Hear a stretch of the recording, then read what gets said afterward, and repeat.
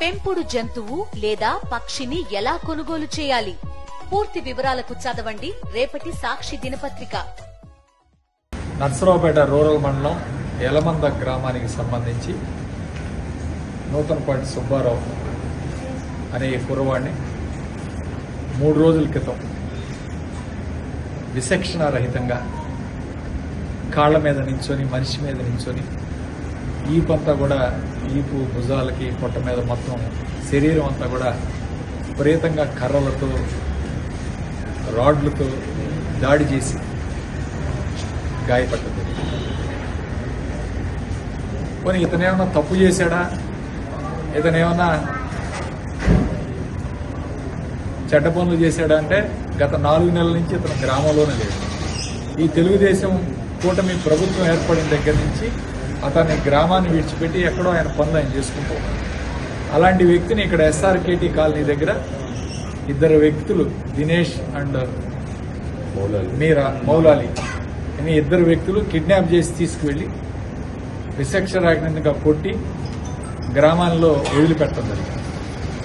ఆడగూతురు వాళ్ళ అక్క వెంటబడి పోలీస్ స్టేషన్కి వెళ్ళి మా అబ్బాయి కనపట్టలేదు, మా తమ్ముడు కనపట్టలేదు అని చెప్పి 2 కానిస్టేబుల్ తీసుకెళ్తే కానిస్టేబుల్ ముందు కూడా కొట్టదు. అంటే ఏం జరుగుతుంది ఈ రాష్ట్రంలో? హామీలు అమలు చేయడం అయితే జరగట్లేదు, కానీ హత్యలు మాత్రం జరుగుతూ ఉన్నాయి. సూపర్ 6 హామీలు గాలికి వదిలేశాడు చంద్రబాబు నాయుడు, లోకేష్. కేవలం వాళ్ళ రెడ్ బుక్ రాజ్యాంగం ఈరోజు ఈ రాష్ట్రంలో నడుస్తాం. ఏ తప్పు చేయకుండా కేవలం వాళ్ళు ఎలక్షన్లో ఓటేశారు వైఎస్ఆర్ కాంగ్రెస్ పార్టీ అని. ఈరోజు 4 నెలలు పూర్తిగా వస్తున్నా ఇంకా వాటన్నింటినీ గుర్తుపెట్టుకొని కొన్ని గ్రామంలో ఉండలేదు, వీళ్ళ కనుసన్నల్లో ఉండకపోతే వీళ్ళు ఏదైనా వదిలేస్తారులే అని చెప్పి దూరంగా ఉంటున్నా సరే వాళ్ళను కూడా పట్టుకొచ్చి కొట్టి ఈ విధంగా అతన్ని హింసించడం,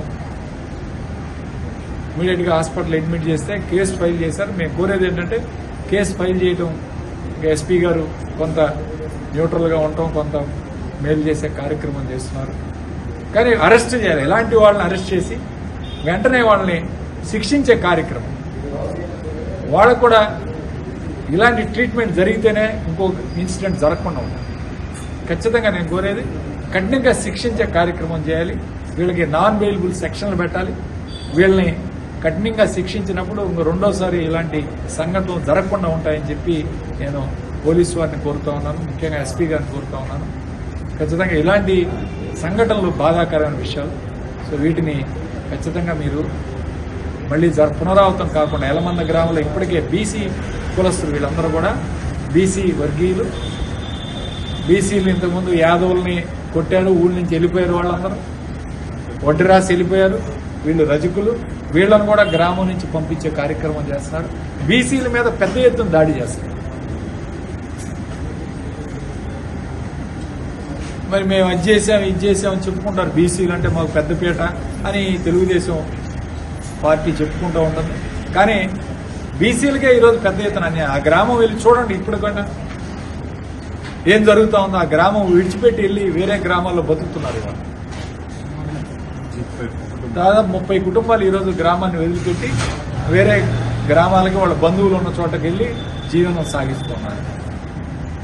బీసీ కులస్తులు, యాదవులు, వడ్డీరాసు, రజకులు,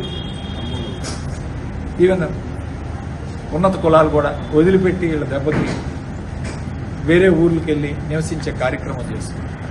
కాబట్టి ఇలాంటి కల్చర్కి స్వస్తి పలికి మేము అధికారంలో 2019, 2024 ఏ గ్రామంలో అయినా విడిచిపెట్టిపోయారో చెప్పమను. ఎవరి మీద కక్ష సాధింపు చర్యలు మేము చేయలేదు. ఇవాళ అన్యాయంగా వాళ్ళని కొట్టడం, గ్రామాల నుంచి వదిలిపెట్టి వెళ్ళిపోవటం, చిన్న చిన్న కుటుంబాలు జీవనం ఎలా సాగిస్తారు ఆలోచన చేయాలి ప్రభుత్వం. ఇంతగాడికి రెడ్ బుక్ రాజ్యాంగం, లోకేష్ రాజ్యాంగం నడిపిస్తున్నాడు తప్ప ప్రజలకు ఇచ్చిన హామీలు 4 నెలలు అవుతున్నా ఒక్క హామీ కూడా నెరవేర్చాలి. ఆ హామీలన్నీ గాలికి వదిలేసి ఈ విధంగా కొట్టడం, హత్యలు చేయడం, హత్యాయత్నాలు చేయడం, ఇళ్ల మీద దోపిడీ, వీళ్ళ తమ్ముడు ఇల్లు మీద కూడా దాడి చేసి ఆ ఇల్లు పగలగొట్టారు. శ్రీకాంత్ అనే వీళ్ళ తమ్ముడు ఇల్లు మీద కూడా అరుగులన్నీ పగలగొట్టారు.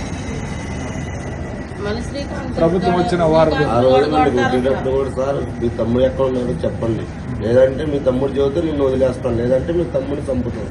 ఇంక ఇదే మాటల వల్ల. ఎందుకు ఏం పాపం చేశాడు శ్రీకాంత్ అంటే శ్రీకాంత్ వాలంటీర్గా పనిచేశాడు. వాడు వాలంటీర్గా పనిచేసి అందరికీ న్యాయం చేశాడు ఆ 50-60 కుటుంబాలు. కానీ వాడిని ఊరు వదిలిపెట్టి వెళ్ళే కార్యక్రమం కేసు పెట్టినా చంపుతామన్నారు.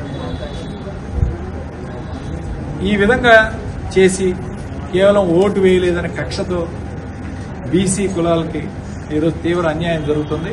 యలమంద గ్రామంలో ఇప్పటికైనా కళ్ళు తెరిచి ఎస్పీ గారు ఇలాంటి వాళ్ళని 30 కుటుంబాలు ఆ ఊరు వదిలిపెట్టాలని, దయచేసి వీళ్ళందరినీ కూడా మళ్ళీ ఆ గ్రామంలోకి తీసుకొచ్చే కార్యక్రమాలు చేయాలి.